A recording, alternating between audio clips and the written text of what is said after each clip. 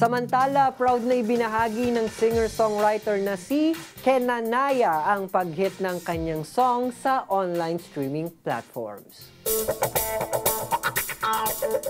Nakuha kasi ng rising singer-songwriter ang pagiging top male artist sa music streaming platform na Spotify nang makakuha siya ng higit 2 million monthly listeners.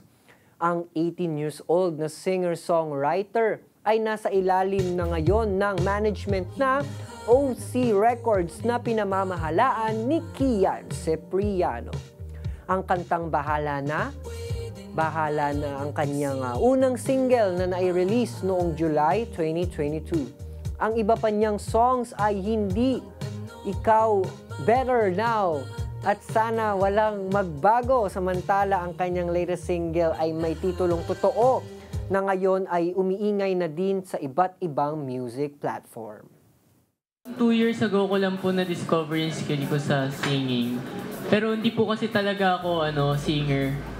Gitarista po talaga ako. Tapos parang na-push lang ako kumanta kasi natutunan ko sumulat ng kanta. Tapos walang kumakanta ng mga sinulat ko. So ako na lang kumanta. Sa ngayon po, nagsusulat na ulit ako ng songs ko for the future.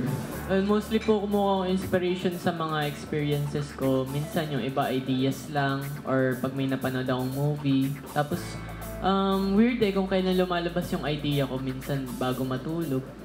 Mga random.